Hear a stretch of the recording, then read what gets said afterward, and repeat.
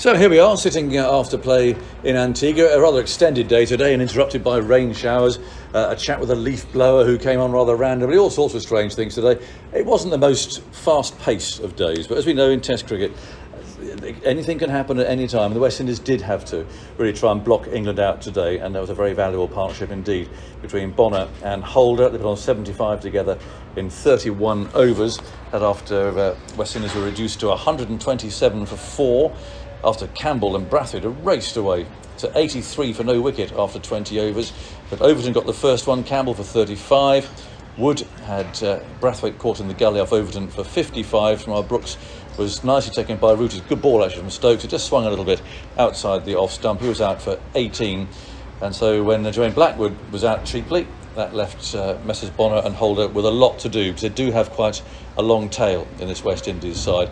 Earlier, of course, Johnny Bairstow was the last man out for an excellent 140. Wokes out for 28, didn't really add to his overnight score by much, and Overton made a duck, and Mark Wood, for some reason, had a swipe and was caught for 1. So 311 all out England. They added 43 for those 4 wickets this morning. I think they might have wanted a few more than that. Dean Wilson from the Mirror is sitting alongside me. We do have these calmer passages of play in Test cricket, and then wake up tomorrow and, I don't know, the game can spark into life again.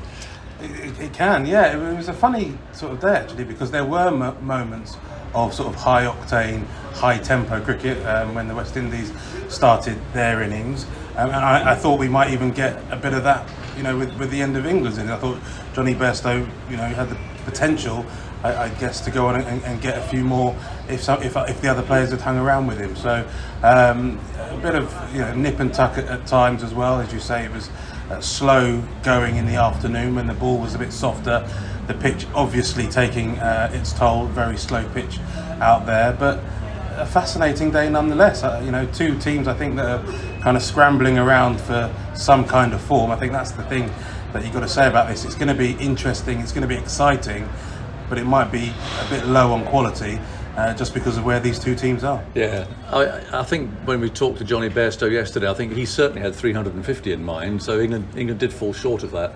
Yeah, they did, and I felt that actually that would have been a bit ambitious, and I did think that England already had enough runs to be in the game, and I still think they are absolutely still in the game. Probably honours even between the two teams at the moment.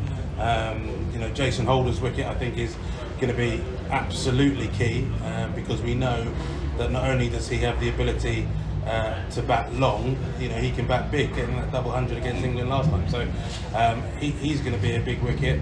I'm also very interested to see how Joshua De Silva goes, the wicketkeeper. I think he's quite a talented player, quite a talented batsman. So those are the key ones for my mind. But this game could speed up. I think the nerves. I think we saw the nervousness with the ball with England. We saw it with the bat on day one. We saw it with the ball today. I still think those nerves are going to be around the entire game, and because of that, I think that this game could speed up, towards the back end. Let's talk about that opening burst for England. 10 overs bowled and Root used 4 bowlers in that time. I can understand it, because they knew that everybody, not least 2 particular bowlers sitting at home, would have been watching those opening overs, because it's just, as we know, for years has been Broad and Anderson, and they're not here. So I can understand Chris Wokes, for instance, feeling nervous. He's got the new ball. He's got these enormous boots that he's expected to fill. Yeah, a great opportunity and all that when he's spin it that way. But even so, great expectation too. There was, and I do feel that Mark Wood had kind of alluded to it today, that they really were trying so hard. I've got no kind of quarrel really with Chris Wokes and Craig Overton. They didn't leave Stuart Broad and James Anderson at home. They didn't pick this squad, pick the team. They're just 2 decent cricketers really trying their very best to perform for England. And I think they've got this kind of millstone really around their necks. How do you follow the 2 most successful bowlers of all time? I looked up today, who followed Queen at Live Aid, and I'll pause for a moment, see if anybody can shout out the answer. But it was David Bowie, one of the greatest performers, but I bet even he was a bit nervous going on stage after that. And I think that's the same for these bowlers here, trying really, really hard to fill the void, fill the gap left by Anderson and Broad. And to begin with, it just didn't work. They tried everything. They tried too much, too short at times, too full at times, too wide, straight into the pads, and the West Indies openers were good enough to put it all away and race off to a terrific start. So I felt for the England guys to begin with, but that's Test cricket. It doesn't matter how much you feel for them, the result's out in the middle. Yeah, and it is a very slow pitch. I mean, I don't think either of them would have chosen, or any of them would have chosen to actually begin this new era, if that's what it is, on the 22 yards of more or less sand that are out there. I mean, really, you can bend your back and do what you like, but there's just nothing in it at all. There's very little out there for the pace bowlers when it comes to getting out what you put in. We've been excited by the pace of Mark Wood for some time. I mean, the last time we were here in St Lucia, he bowled like the wind, and it was absolutely exhilarating stuff, picking up man of the match. And then again in Australia, you could see how the effort that he was putting in, the pace that he was bowling at, caused some real problems for the Australian batsmen. But here, he'd bend his back, come charging in, operating around 90 miles an hour again, and the West Indies batsmen could just play it off the pitch, nice and steady, nice and easy, wasn't really moving sideways, and that's why they're in the position they're in. Did you see why he doesn't take the new ball, isn't it? I mean, it just always seems that, well, it's the usual thing anyway, for the fast bowler to come tearing in. It's a choice of ends, and the new opening batsmen trying to get their eyes in and so on. Well, he got a wicket through the sort of shot that a quick bowler can produce. It looked a bit loose, but actually, when you've got such a short period of time to the ball's coming down at that sort of a speed, you can make a mistake. And I don't know whether it's something that he just doesn't want to do. It's a curious thing. I did see a message on social media earlier that it's not just Mark Wood, it's the same Pat Cummins for Australia, Amrit Nortje for South Africa. These guys are the quickest bowlers in their team, but they come on, first change. And I'm not quite sure why that is, whether the idea that actually there's somebody who could benefit more from being able to move the ball and swing the ball more accurately or more prodigiously. But as you say, Aggers, if you're doing that, if you can swing the ball at real pace, then it's even harder to play. And I think we saw with Kemar Roach with the second new ball, actually bowling at decent pace and then using the skills that he's got plus the wind, that ball hooped in and caused all sorts of trouble. And you can sort of imagine Mark Wood doing something like that, like a Darren Gough, a skiddier trajectory, a lower trajectory, but it can kind of tail in at great pace and cause some real bother. So I'm not sure why he doesn't take the new ball. Shannon Gabriel was the fastest bowler the West Indies had, and there was no question he was bowling with the new ball. Curtly Ambrose bowled with the new ball. So I'm not sure why that is, but I guess if Chris Wokes and Craig Overton are going to use it, they better do something with it. Very true. Give Wood the new ball, I say. And let's hear what he has to say. He's been talking to Joe Wilson. Thanks for your time, Mark. Intriguing day. Yeah. Looking back to the way England bowled, did it go to plan?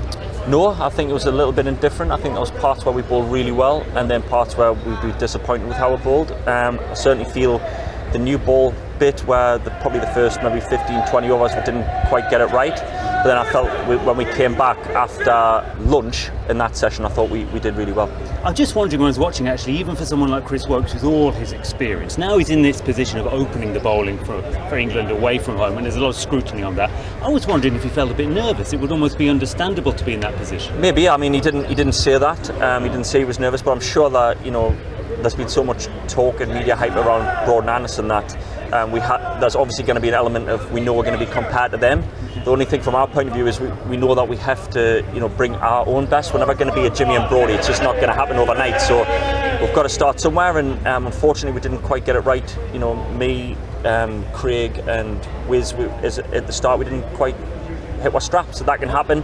We know that we've got to be more consistent, and we pride ourselves on being better than that, and we've got to do that next time. Yeah, you're right. I mean, there's a danger, isn't there, throughout this whole series, that whenever England have a tricky hour, 2 hours in the field, people are going to say, well, where's Broad, where's Anderson? Yeah. I guess as a group you've got to ignore that, because that only increases the pressure on you if you feel that kind of stuff yourself. Exactly, and you can then try too hard to be like them, because they're for the best bowlers, it's you know, you just aren't going to be like them overnight. They had to start somewhere. We're starting somewhere now, and you know, although Woaksy, hasn't he's played a lot of test matches, maybe he hasn't opened the bowling a lot, so he's obviously fantastic in white ball cricket, and like you said, maybe it was he felt under pressure. I mean, he didn't say that, and neither did Craig, but I thought we stuck at it throughout the day. I was really happy with that middle session. Like I say, I think we brought it back well. We showed good character, and the intensity in the field I thought was really good. We seemed to be, you know, buzzing around. Our over rate's really good. We threw it in the keeper a lot, diving stops. So I was really happy with that. I just think that, like I say, the disappointing bit for us is that we didn't quite get the start right. Is it a bit soul destroying for you personally, with the way that you charge in and give everything to your deliveries, to have a pitch like this, which from the outside doesn't seem to be giving you much in return? No, it's not giving you a lot at the minute, but we're hoping by the last day it might, or the back end of the game it might. And on any wicket that you play on, you've got to try and find a way of getting wickets. It's no good, you know, saying, oh, it's too flat or complaining. You've got to try and find a way. We're trying our best to find little holes or opening. The reverse swing was obviously a big part in it at one point, and if we could have capitalised on that, then we could, you know, have the West Indies, you know, 6, 7, 8 down. I think that'll be key in the morning. If we can keep the ball moving, although it's not happening fast off the wicket, if we can keep it moving in the air, it gives us a chance to try and get those wickets. And finally, that man Jason Holder is a serious player, isn't he? Serious player, yeah. I mean, he knows what he's doing in these conditions, as you know what he can do. But he always steps up against England as well. It seems to, you know, he brings his A game against us. You know, bat, ball, field. He's always in the battle, and that period was tricky. You know, if starting against reverse swing, that's always hard.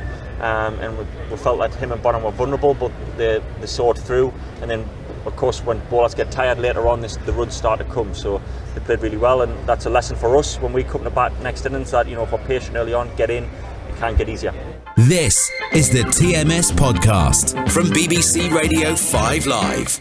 Well, he's always a character, is Mark Wood, and he finished the day with 1 for 24 from his 12 overs. So West Indies were in trouble. They were 184 behind. England did chip away, and then out came Jason Holder. He's just such a calm, phlegmatic cricketer, of course, not captain anymore, to join Bonner, and well, they just blunted everything, really. I mean, the ball hardly went past the bat. It's an interesting that, you know, some players just have teams that they really enjoy playing against, and quite often that team happens to be England. I think all around the world people seem to like playing against England, but certainly Jason Holder is one of them. As I mentioned before, he's got that double 100. You know, he always takes wickets both in the Caribbean and in England. I think he scored 100 here as well on this ground against England a couple of tours ago as well. So, you know, he knows he can score runs against the English bowlers. And I think he relishes the challenge. You know, it's always a really high-end series as far as West Indies sensitivities are concerned when they play England. Everyone raises their game when they play against England. I think Jason Holder, as one of the best all-rounders in the world, he's raising his game for an important series, and he looks so calm out there, so relaxed. You know, the broadest of the bat. He's a big man. You know, he's got some broad shoulders. Well, he's got a bat to match, and you know, the fact that he's still there out in the middle at 43 not out, you know, is great for the West Indies. And then Nkrumah Bonner as well alongside him, you know, just, you know, almost reminded me a bit of Craig Brathwaite in the way that Craig Brathwaite used to bat, bearing in mind how he played in this innings. Just nice and calm, not flustered about the run rate or, you know, trying to keep the scoreboard ticking too fast, just happy to occupy the crease, stay there, because of course you can't score runs in the pavilion, and that's something maybe England will want to learn from. What I thought about Jack Leach today. I mean, we know he had a bruising time in Australia, but history would show that with West Indies batsmen, you get a bit of air. He asked for tough ball about bowling to the West Indies, and he was darting it in today. I know his confidence is going to be low, and he's finding his way back again. But I would like to see him toss that ball up a little bit more. I think that comes with confidence, doesn't it? It comes with the knowledge that you're able to put the ball exactly where you want to. You've got the field set exactly how you want it, and it comes with experience, with confidence. You know, Jack, I thought, did bowl really well. You know, he got hit for, I think, 2 sixes in his 15 overs and went for 29 runs. So he's bowled 14.4 overs for 17. Less threatening perhaps when it comes to wicket taking, because the pitch is so slow, and I think that the West Indies batsmen were quite smart in mainly playing him off the pitch. So any turn that he was getting was quite slow, and the batsman could get into position quite comfortably. There was one or two moments where it could have squeezed between bat and pad. There were a couple of oohs and ahs, and the fact that he bowled, I think, 7 maidens in a row, just started to crank up that pressure a little bit, and that's what I was kind of talking about with Bonner. Some batsmen might respond to that and think, I've got to try and score something here, and in the end, actually, Holder and Bonner waited for the end switch. Joe Root came on to bowl to swap the ends, and they put Joe Root through the covers for 4 and kind of broke the spell, and off they went. So an encouraging day for Jack Leach, and I think he's going to have to bowl many more overs, and as he grows in that confidence, because he is a decent bowler, as he grows in that confidence, hopefully we'll see him get his rewards. And it's a last thought, Dean. I guess second new ball in about that second hour tomorrow morning, that will probably determine whether England not have a bit of a lead out of this. Yeah, well, I think that's the way that the new ball is reacting on this pitch versus the softer ball is such a huge difference, that it could work massively in England's favour with the bowlers. But we've also seen that if the batsmen are prepared to take risks, it's also comes on quite nicely to the bat, and you can see the ball flash away over a pretty quick outfield, that the ball kind of runs away as it slopes down to the boundary. So yeah, it's going to be a crucial period in the game. I'd like to see England really try and take a wicket or two with this old ball, rather than Mark Wood was quite clear. Don't get too down on themselves and feel as though they just can't take wickets with this old ball. I'd like to see them really try and be creative. I saw Joe Root put a couple of short mid wickets in there, try and change up the field in reaction to the type of surface it is. Keep doing that and things like that to try and make a breakthrough. Because if you can get a new batsman in when that second new ball comes along, then you've got an end open, and maybe you can get through it.